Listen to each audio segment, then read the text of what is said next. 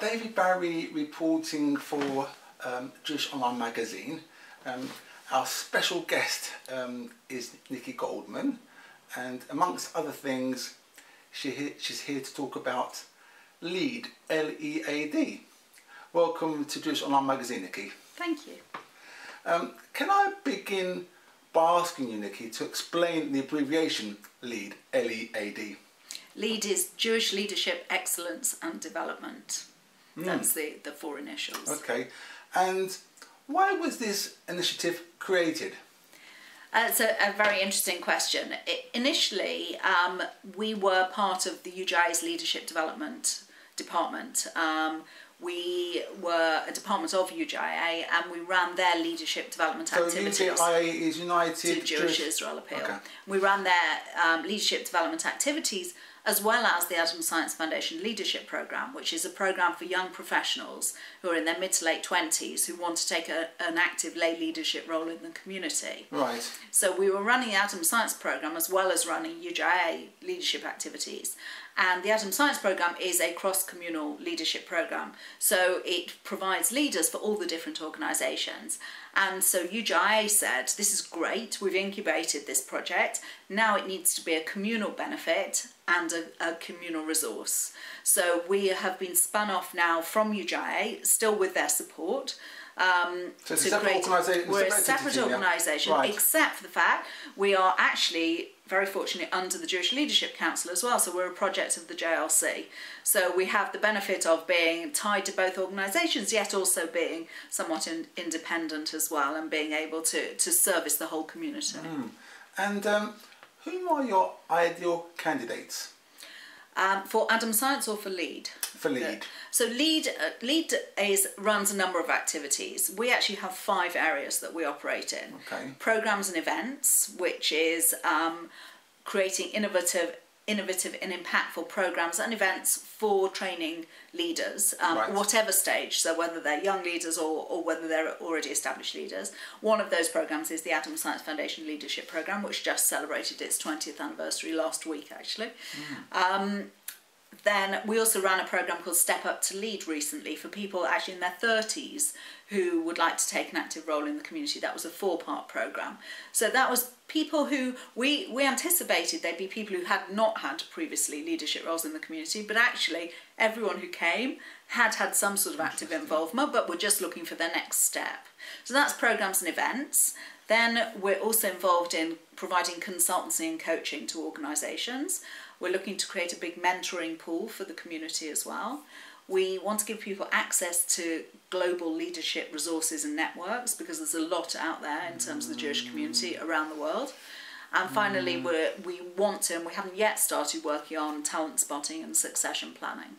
Oh, that's amazing, absolutely amazing. Do you think one of the reasons why this project was necessary, maybe there was something lacking in perhaps previous leaders? That's also an interesting question. No, I don't think so. I think anyone who takes a leadership role in the community, I have the utmost respect for, because they are doing this on top of the rest of their life, their professional life, their family life. So I would never say there's something lacking in them. But I do think we're in different times now, and that people are used to professional development in their careers. So to actually do leadership development in their communal life is not so unusual. In fact, the 2 co-chairs of the alumni of Adam Science wrote an article in the Jewish Chronicle a couple of weeks ago, and their conclusion was you don't have to do Adam Science or you don't have to do a leadership programme to be a leader in the community, but it helps. Yeah, because community needs change, don't they? Evolve. It needs to evolve, but it needs to bring on new leaders, and so we need to be opening up not just leadership programs, but actually leadership opportunities for not necessarily only younger leaders to come in, but also different sorts of leaders, because one of the issues in the community is that there are not enough women leaders in Jewish organisations. So actually the more skills and knowledge and confidence we can give to people, that will enable them to take on leadership roles, and also enable organisations to ask them to take on leadership roles. If they see confident people who have skills, who have expertise, then they're more likely to open up the board tables or open up the projects or the committees and invite people to come and help them. I think maybe you've anticipated my next question, but I'll ask it, Nicky. Why is it necessary, therefore, to train these future stars? I think it depends. Some people need extra confidence and skills. Some people haven't necessarily seen that the skills that they have in their work can be transferred, or quite honestly from building family life, but all those skills from work or family can be transferred into the community.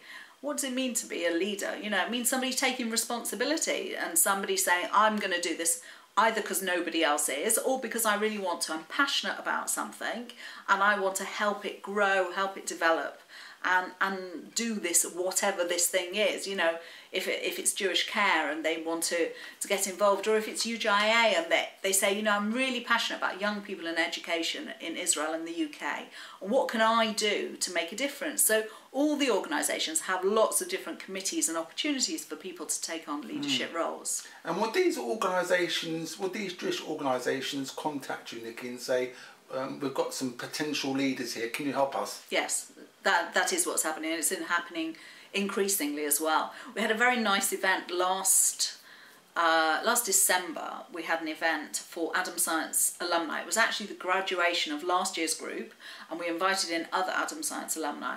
And we invited, together with JVN, the Jewish Volunteering Network, we invited in 20 organisations, all of whom had either contacted JVN or contacted us and said, we want to get hold of these fantastic young leaders who we know are available.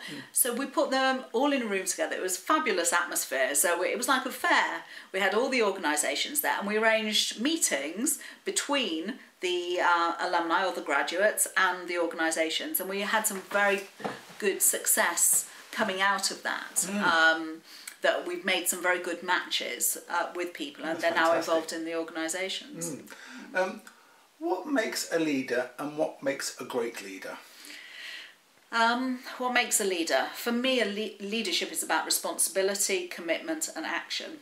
It's definitely those three things. What makes a great leader? I think they need to be inspired and be inspiring. They need to be passionate about something. I don't believe that you can bring people along with you unless you're passionate about the project or the organisation or what you're doing.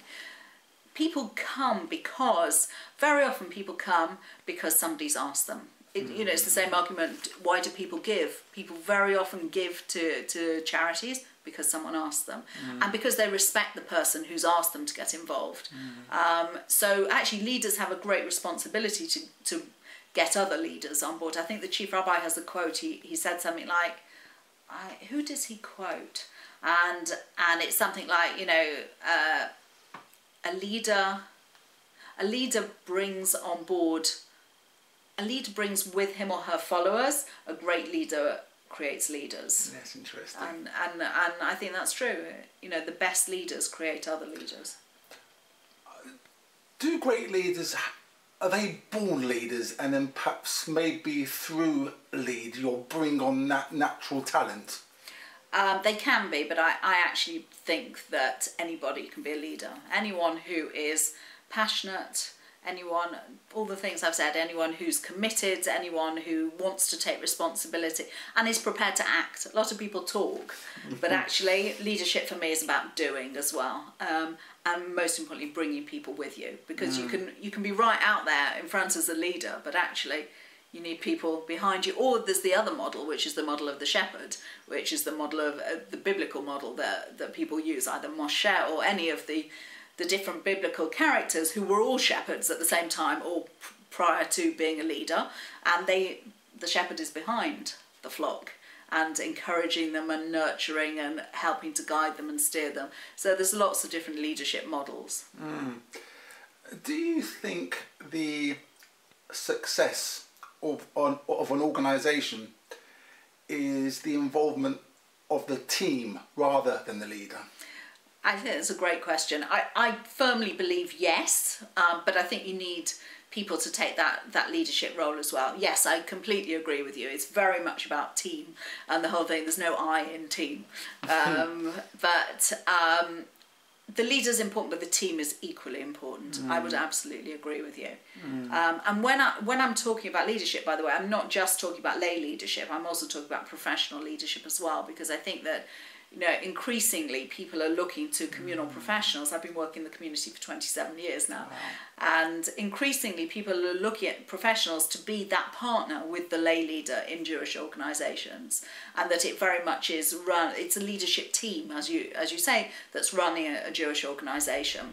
You have the lay leaders and you have the professional staff working together.